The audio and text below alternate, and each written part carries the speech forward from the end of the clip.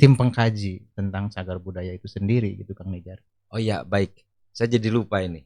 Bung MJ, saya bertemu dengan seorang sejarawan di Unpad dan Oh di Bandung iya ya, di betul, Bandung. dan saya ngobrol sana sini termasuk mengenai bagaimana menetapkan sebuah objek menjadi cagar Cagar budaya budaya. ya. Wah, menarik ini ya. Ya, dan salah satunya adalah pembentukan tim ahli cagar budaya TACB.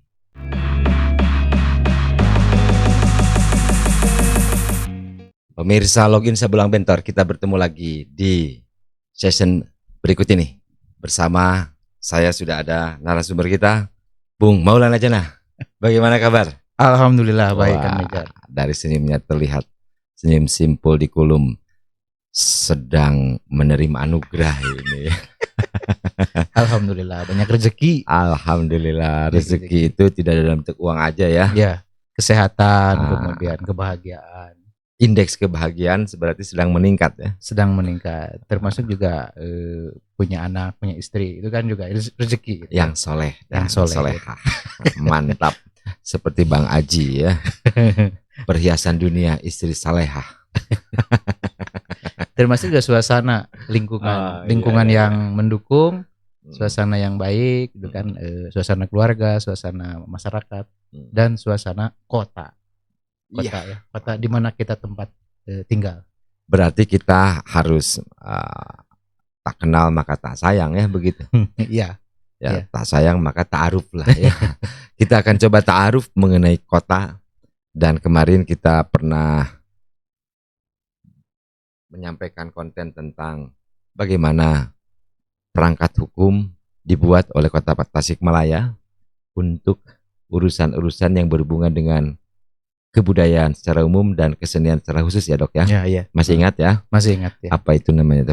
Perda kebudayaan. Perda kebudayaan. Perda pemajuan budaya daerah dan cagar budaya. Wah, keren namanya ya. Keren banget. Ada 2 item gitu kan. Ini di Kota Tasik kan ya? Iya, Kota Tasik. Oke. Dan memang payung hukumnya sudah ada dalam undang-undang gitu ya, dua-duanya. Iya, ada undang-undang tentang kebudayaan ya. Pemajuan kebudayaan dan undang-undang tentang cagar budaya. Cagar budaya. Nah, jika kita tarik ke tataran praksis untuk cagar budaya begitu ya. Barangkali para pengusung Perda ini sudah memiliki poin-poin apa saja yang akan dijadikan starting point untuk cagar budaya. Saya sendiri belum tahu ya apa saja. Tapi menurut Bung MJ, kira-kira potensi Tasikmalaya kota itu apa sih untuk cagar budaya? Sebenarnya kalau digali secara mendalam, Tasikmalaya termasuk salah satu daerah atau kota yang memiliki keunikan dan kekhasan ya di Priangan Timur, terutama juga di Jawa Barat gitu. Pertama kalau terkait dengan situs-situs, kemudian peninggalan masa lalu ya. Kalau dikaji satu-satu misalnya atau digali ya oleh para ahli ya, itu bisa ditemukan misalnya di beberapa daerah, di beberapa titik juga. Tetapi tentu ini harus ada, tadi kalau payung hukum kan sudah ada ya, sudah ada regulasi yang memayunginya. Yang kedua juga Tasikmalaya ini juga dikenal dengan kota yang saya pikir juga sekarang kan pertumbuhan pendidikannya juga cukup tinggi gitu kan, artinya juga harus ada daya dukung dari persoalan kebudayaan tadi gitu kan. Dari kalangan pendidikan, dari kalangan akademisinya gitu kan, seperti itu. Nah kalau terkait dengan bagaimana prosesnya, kalau sudah ada payung hukum, menurut saya juga langkah berikutnya adalah bagaimana mencari para ahli yang bisa dijadikan sebagai sebagai tim pengkaji tentang cagar budaya itu sendiri gitu Kang Nejar. Oh iya, baik. Saya jadi lupa ini.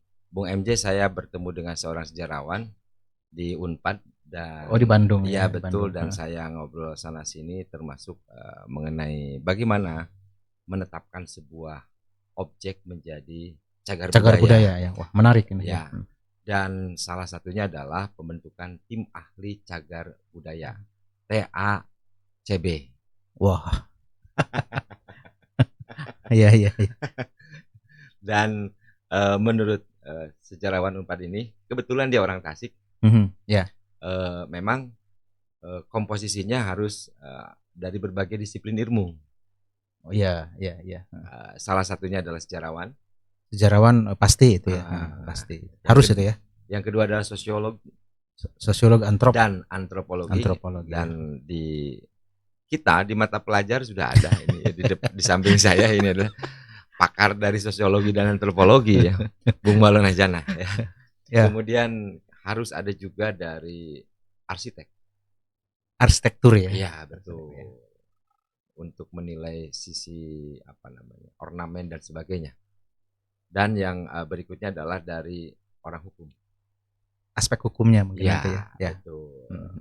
Nah, tim ini menurut kolega saya itu memang dibentuk dengan usulan dari OPD-nya. Begitu, Bung.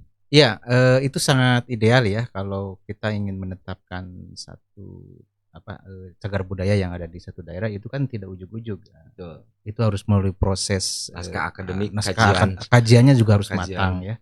Kemudian juga naskah akademiknya harus ada gitu kan, dan yang paling penting adalah tadi tim ahli yang masuk ke sana dan itu ditugaskan oleh institusi yang berwenang gitu ya. Yang tadi Kang Nejar bilang itu kan yang 4 ya atau 5 ya. 5 itu, jadi saya pikir itu langkahnya. Jadi kalau misalnya teman-teman yang ada di Tasikmalaya ini mau menetapkan satu cagar budaya, langkahnya yang tadi Kang Nejar sebutkan itu mencari para tokoh ya yang ahli di bidangnya, lalu kemudian juga pihak OPD, termasuk di sini ya bisa jadi kan dinas kebudayaan yang Disparbudpora namanya itu, untuk merekomendasikan siapa sih tim ini yang bisa melakukan kerja-kerja seperti itu. Dan tentu nanti kedepannya yang saya tahu itu ada proses bimbingan lebih lanjut untuk orang-orang yang direkomendasikan ini, dan harus bimbingan teknis, dan tentu juga harus memiliki legal formalnya dong. Betul. Dari itu pemerintah. Berlaku 5 tahun sekali. 5 tahun sekali kan. Dan harus diulang lagi. Jadi tidak ujug-ujug gitu ya. Betul. Jadi prosedurnya menurut rekan saya itu satu diusulkan oleh OPD setempat, kemudian ada legal formalnya adalah wali kota atau pejabat wali kota. Semacam SK atau pengesahan ya. Betul, dari wali kota. Dari wali kota ya. Dan kemudian setelah itu ada tim di kementerian yang nanti siap membuat sertifikat. Jadi kelegalan. Jadi begini, ini pentingnya begini. Ada suatu tempat, kemudian misal diklaim oleh masyarakat pun oleh pemerintah Kota Tasik misal, sebagai ini warisan heritage, usianya lebih dari 50 tahun dan masuk ke dalam cagar budaya. Misal samping SMP 1 Kota Tasik yang sekarang jadi BPBD itu ya, Badan Penanggulangan Bencana. Ya. Nah, itu kan udah cukup tua ya tempatnya. Tua, ya. Selain pendopo lah ya, pendopo kan tua ya. Pendopo yang sekarang pendopo kabupaten maksudnya yang ada di Kota Tasik. Pendopo Kabupaten Tasik ya. Ya, betul. Misal juga walaupun itu milik swasta ya, dulu namanya Koperasi Mitra Batik. Ya. Nah, ada beberapa tempat milik Koperasi Mitra Batik yang usianya sudah lebih dari 50 tahun dan layak untuk menjadi cagar. Apalagi ya. Tasik punya sejarah sebagai kota koperasi ya. Peletak koperasi bukan se-Indonesia aja ya, tapi sedunia ya. Se-alam dunia. Karena kan sejarah koperasi kan lahirnya di Tasik ya. Sebenarnya Kang Nejar kalau tadi bicara tentang persoalan koperasi, kalau gedungnya ada ya, gedung Mitra Batik di Tasik itu kan pemiliknya walau alam siapa gitu kan, Mitra Batik. Para pengusaha kalau pabriknya. Oh iya, perhimpunan para pengusaha. Tetapi di jalan di setelah bundaran pertigaan Marta Dinata itu di samping sebelah sananya ada Tugu ya. Setelah rel itu ada Tugu Bung Karno ya. Yang dulu pernah meresmikan pertemuan koperasi se-Indonesia, dan memang lahirnya koperasi di Tasik gitu kan, dan ini penting gitu kan untuk dijadikan sebagai cagar budaya gitu kan, untuk untuk mengingatkan kepada para generasi kita yang akan datang gitu kan. Ya, ini dalam rangka ta'aruf ya terhadap Kota Tasik. Perkenalan. Nah, artinya begini, ketika misalkan suatu objek itu diklaim baik oleh masyarakat Kota Tasik atau oleh pemerintah daerah Kota Tasik sebagai cagar budaya tetap tidak sah ketika tidak dibentuk itu. Oh, tim Itu ahli. Tidak ada tim betul. ahli artinya gitu kan. Ya, karena Walaupun kokosehan misalnya Iya, orang daerah iya. misalnya Ini ngajuin nih. cagar budaya Cagar saya. budaya. Iya iya iya iya. Jadi signifikansinya di sana konten login Sabulang Mentor saat ini begitu. Oke, Bung siap. MC. Nah, mudah-mudahan saja dari niatan baik ya pemerintahan Kota Tasik, walaupun ini inisiasinya dari DPR Iya. untuk Perda ini, tapi kita sambut saja. Dan selain tadi ya bangunan dari baik perusahaan swasta misalkan Mitra Batik, apalagi tadi apa bangunan-bangunan milik pemerintahan yang usianya sudah kategorinya heritage, apalagi sih? Saya kira Misal di Kota Tasik. kalau cagar budaya kan tidak hanya menyangkut bangunan gitu kan ya, bisa saja hal-hal lain misalnya yang bisa diidentifikasi oleh tim ahli tadi. Oke, saya jadi ingat Bung MJ itu satu lagi kan berempat tuh. Ya. Yang kelima itu arkeolog. Manakala ada situs dan itu berhubungan dengan kepurbaan. Kepurbakalaan. Ya, kepurbakalaan. Ada kalau di situ kan di Linggayoni ya. Linggayoni itu Nah, juga bisa. maksudnya Gitu kan. lima apa ahli dari berbagai disiplin ilmu ini Ya. nanti bisa berembuk melakukan riset atau kajian dan menghasilkan naskah akademik yang bisa dipertanggungjawabkan dan nanti ya bisa dicatat sebagai cagar budaya nasional. Iya. Bahkan internasional. Nah, kalau sudah ada itu Kang Nijar, misal Tugu Koperasi kan sealam dunia ada di Kota Tasik, itu bisa jadi internasional. Wah, itu ini penting Kang Nijar. Kalau itu diregulate ya, ada aturannya, ada formalnya, itu akan jadi destinasi budaya. Orang datang ke sini ingin mengenal bagaimana sih koperasi gitu kan. Tadi misalnya terkait dengan cagar budaya yang ada di atau kepurbakalaan yang ada di Nihiang ya.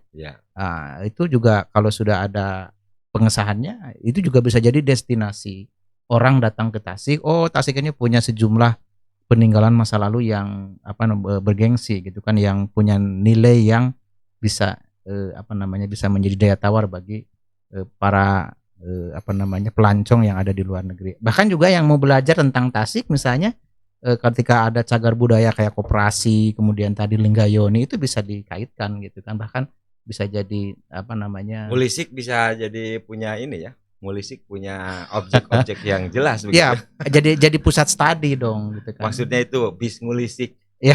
Bis yang selalu berputar-putar di Kota Tasik. Iya, iya. Jadi kukurilingan di Tasik, tidak hanya ngurilingan toko-toko gitu kan ya. Tapi ada tujuan, ada destinasi wisatanya misalnya ke Indiang nih ada yang Linggayoni dan di situ juga harus tersedia sejarahnya gitu kan. Oh ini ada koperasi yang ada di Tasik gitu kan. Atau mungkin yang lainnya juga misalnya ada masjid tertua misalnya di Manonjaya. Satu lagi. Di Manonjaya ada gitu kan, kalau misalnya kerjasama dengan Kabupaten Tasik yang masjid tertua juga. Itu Manonjaya udah kabupaten. Tapi kan bisa dilakukan kerjasama. Ini makanya ini barusan saya jadi teringat. Kalau misalkan di Kota Tasik ada peninggalan bangunan pesantren dan itu warisan sebelum abad 19, apakah itu juga bisa? Bisa. Pesantren tertua di Kota Tasik kan Cikalang. Ya. Lalu ke Mama Kudang. Ya. Kan di Kudang nggak ada warisan bangunannya secara fisik ya. Tapi kalau di Cikalang ada itu. Tapi harus dilihat dulu bangunannya apakah sudah tua atau renovasi di tahun-tahun ini. Jangan-jangan sudah diruag gitu kan. Begitu. Kalau masih asli peninggalan masa lalu itu kan bisa dijadikan sebagai berarti dasar. Sangat dimungkinkan ya. Sangat peninggalan dimungkinkan. Pesantren untuk dijadikan cagar sangat budaya. Dimungkinkan asal tadi misalnya arsitekturnya, gaya bangunannya masih tetap dengan corak yang masa lalu gitu kan. Nah, kalau yang sudah berubah-ubah bisa jadi tergantung kepada tim itu ahli Kang Nijar. Gitu. Baik. Logis sebelum mentor tidak ada kesimpulan. Kita bertemu di sesi berikutnya.